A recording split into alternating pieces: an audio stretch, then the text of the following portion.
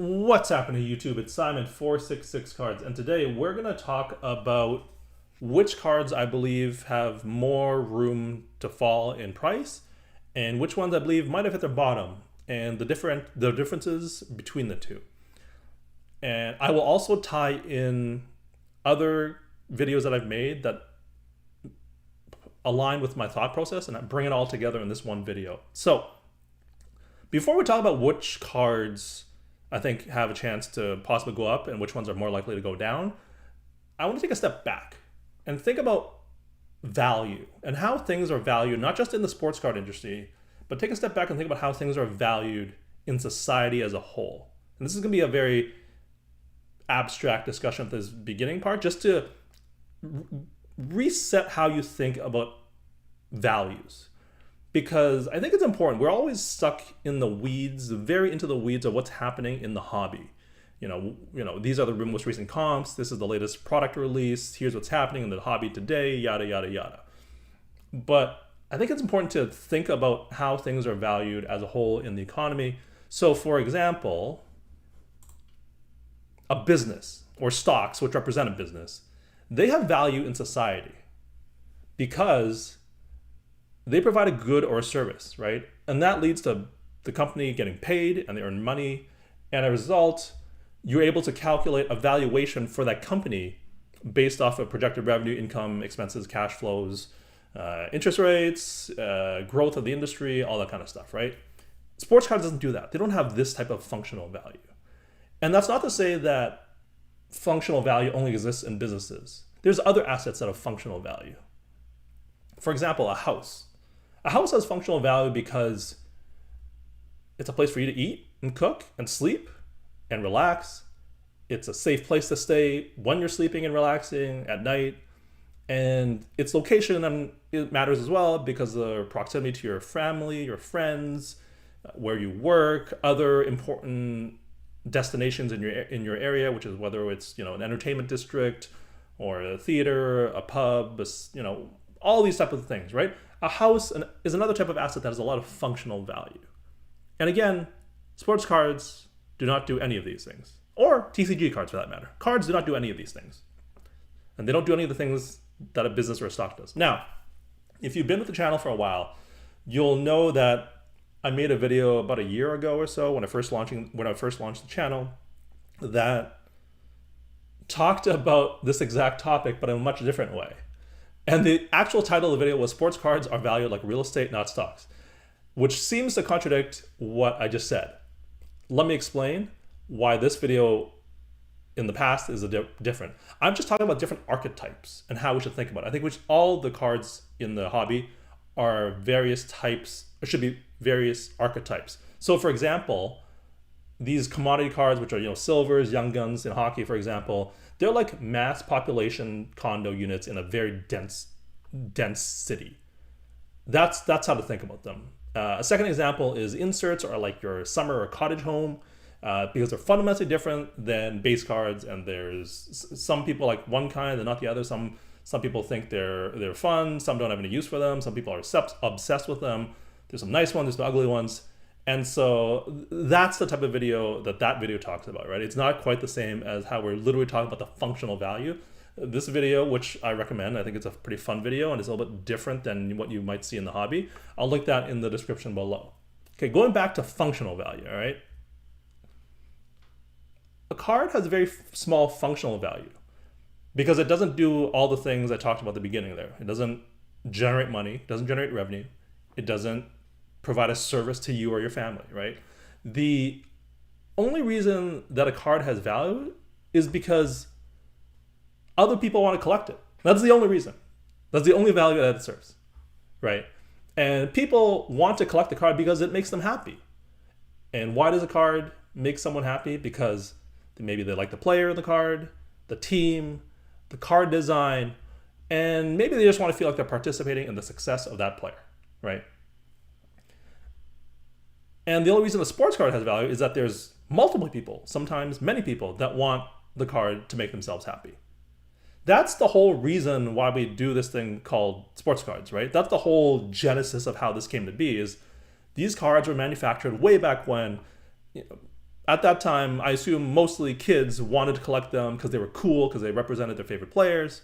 And they started collecting them. And then as a result, they started to gain value because it made, those people happy way back in the day. And people started collecting them.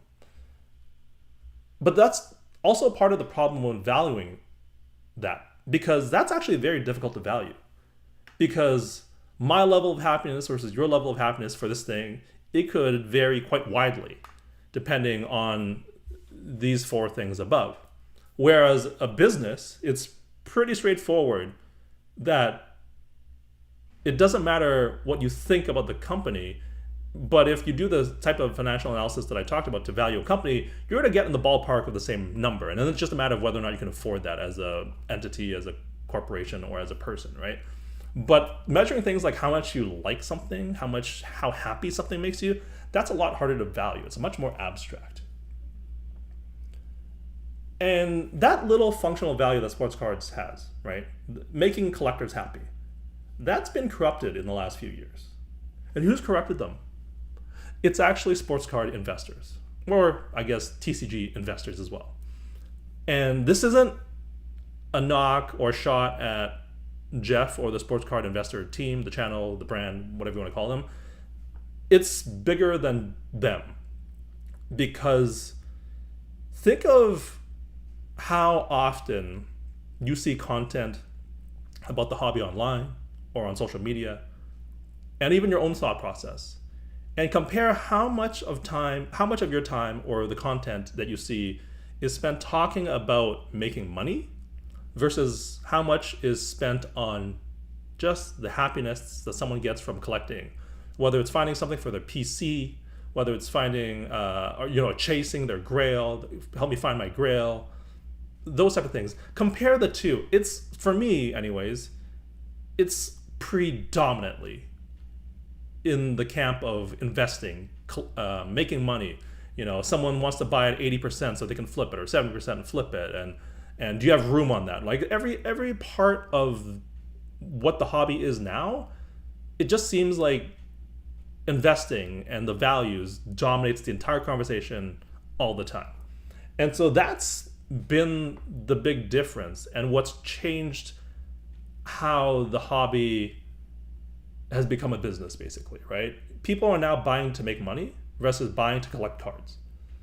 And that is a very big difference. And this will tie back, you can see on the screen here, this ties back to a video I made before that talks about how collectors impact the card market differently than investors. And I'll link that video as well below. I think it's a good video if you want to talk, if you want to hear me talk about it. And I actually built an economic model that explains this in a very simplistic way. It's not too complicated or anything. But the simple way the simplification of the video, or the summary of the video, is that during the pandemic, for a variety of reasons, card prices started to go up, people started making money, prices started going up, and then that attracted all these investor types to enter the market. And once they flooded the market, prices continued further, right? And it was like a self-fulfilling prophecy. And then at some point, though, they priced out the collector, and the collector couldn't afford the cards. So then it was just investors selling to other investors, and it was just like this circle of me selling to you to sell back to me, to sell back to you, to sell back to me. And that was not a sustainable model. And that means that eventually that had to end. But when that fundamentally changed the hobby, it also fundamentally changed how values were calculated. So when you're just a collector, and you can see here, these are the four things I talked about in terms of what gives cards values. Whether you like the player, the team, the card design, or just want to participate in the player's success, these are all things that collectors buy cards for, right? That's different when now you're trying to do it to make money. Because when you're over here on the left and you're just a collector, you value this card, as an example, I just made it $40. And so it's like, as a collector, this card gives me happiness of $40. So if I can buy that card for $40 or less, I'm going to buy it. But if the card is $50, for example, and I only want to buy it for $40 because that's what I can afford because of my income and my life situation, then I'm not going to buy it. I don't care that it's worth $50 because I can't, that doesn't make sense to me to make that purchase. However, if you also all of a sudden want to make money, now you're over here on the right, because now you're saying, well, I want to buy this card because I think it'll, let's say, double in value. So you buy it because the market is saying, well, the comps are $50, you have to spend $50 on this card. And the difference there is, on the left here, when you're just a collector, you're deciding for yourself. You're deciding that internally. There's no outside factors that influence whether or not, or how you value that card. It's just whether or not you can meet the price of the card, right? So you value it at $40. If it's being sold for $30, you buy it. If it's being sold for $100 or $50, you do not buy it. Simple as that, right? Whereas when you're trying to make money here on the right and you're now an investor, you're now at the whims of the external market. You're letting others decide that for you. And that's all fine and good, but there are problems with that. And that's because if you're trying to make money, you have no actual way of figuring out if it's a good long-term investment. Because unlike a business that I just talked about, or a stock, there's no cash flows, there's no financial statements to help you provide a traditional valuation of an asset. None of that exists, right? There is no way to look at a card and say, oh, well, this is going to go up or go down. There's no way. There's no actual data point. And that's why, what's the first thing you do when you think about buying a card? You look up comps, whether it's 130 point, card ladder, market movers, whichever tool you want to use. Everybody, the first thing you look at, the first thing you do when you see a card that you like or that you want to buy or that intrigues you, interests you, you break out your phone and you look, or your computer, and you look it up, because there's only one data point that exists, and it's comps. It's comps. Because that's the only data point you have. There's no, like I said, there's no cash flows, there's no financial statements. Now,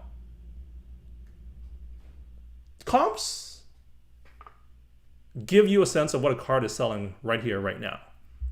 But it's kind of arbitrary what cards are selling for, because it's just someone who's willing to pay that price right now.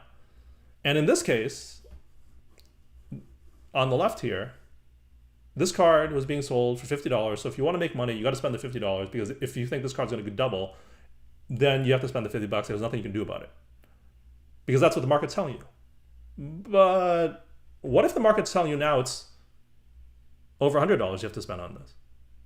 It's also still out of your hands, because the market's telling you it's worth this amount. And what's the logic behind it? I don't know. There really isn't any, for to be honest. There's no basis for this valuation other than this is just what someone paid for it right now.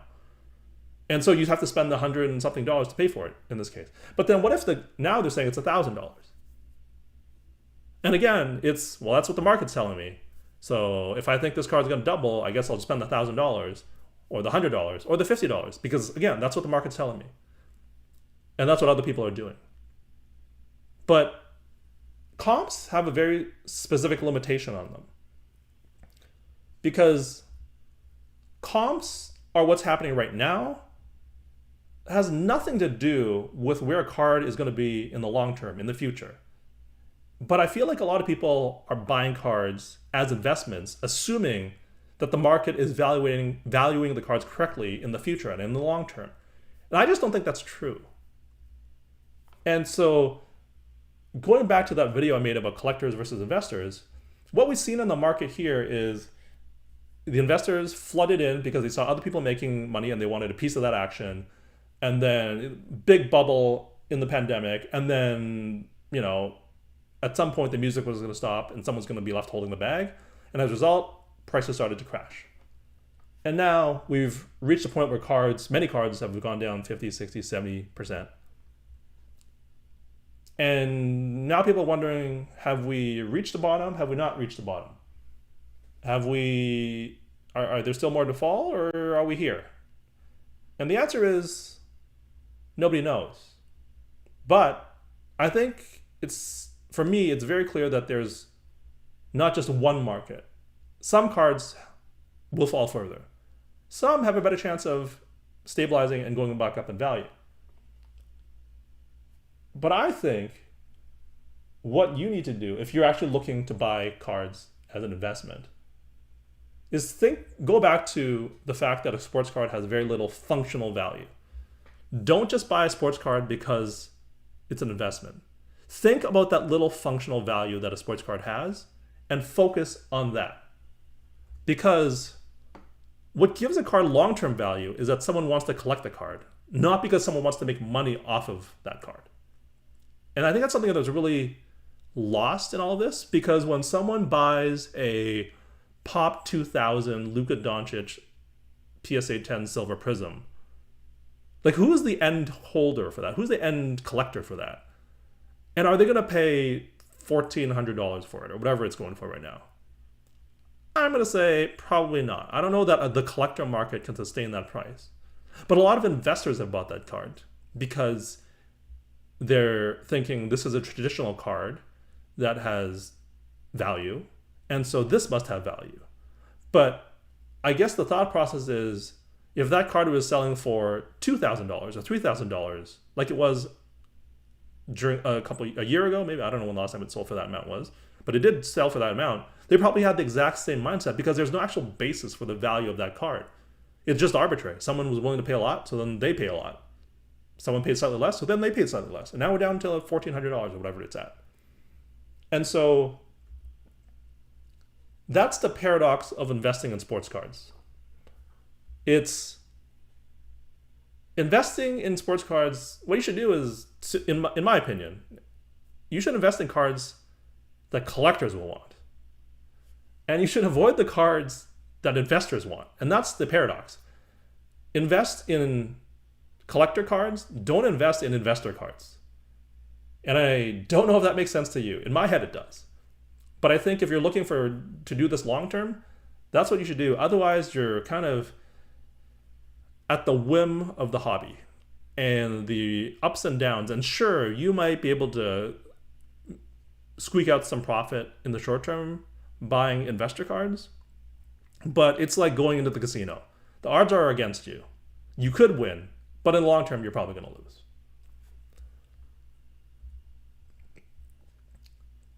And there's one person in particular that sticks out to me as a true collector. And so if you want to buy cards that true collectors want, but by that I mean whether or not they will want them now or potentially in the future, you want to think like a collector. And so the person that comes to mind is Cajun Cardboard. He is a huge MJ collector. He has made seemingly an endless amount of videos talking about his hierarchy. There's different tiers. There's videos coming out, like, it feels literally every day, mostly about his MJ collection and his chase and all these type of things. And honestly, Brian, there's too many videos. I can't follow them all, but you're great. And so shout out to Brian and shout out to Cajun Cardboard. You should watch some of his videos and think about how he thinks about collecting. Because that is the basis for his channel. That's the basis for his content. And understand how a collector mindset works versus an investor mindset. Because when he's buying these massive MJ cards, he's not looking to sell them and flip them in a month, 3 months, 6 months, 12 months. He wants them for himself because, going back to the little functional value it has, it makes him happy. And he can afford this. And he's ranked them by tier as to, tier 1 versus tier 2, 3, 4, 5. Which cards make him the most happy versus which ones make him not quite as happy, which ones are making him medium happy, etc., etc., etc. And so I think understanding the collector mindset has been lost in a lot of people who are quote unquote investors and people who are just in the hobby in general. You know that phrase, buy what you like? I think the addendum to that is invest in cards that other people like, and not because they buy them to invest. Invest in cards that people actually like because they like cards, not because they want to make money. And so that's the end of this video. I would love to hear your comments on what I've just said here. I didn't actually give you buy this card if you want to, if you think this will, or if you want to make money because I think this will go up. That's not the point of this video. It's about more of the mindset that people have about which cards to collect. And that kind of segues into my next video coming up, where I calculate how much money has been lost on ultra modern flagship Prism cards, and comparing it back to my discussion around collector cards, because these are not collector cards. I don't care what anybody says. To me, these are not collector cards. And I'm going to calculate how much money has been lost just this football season, and walk you through the math on that. So that's the video. Would love to hear your comments on the thinking behind people in the hobby, the investor type versus the collector type, and how we should think more about collectors and less about investors.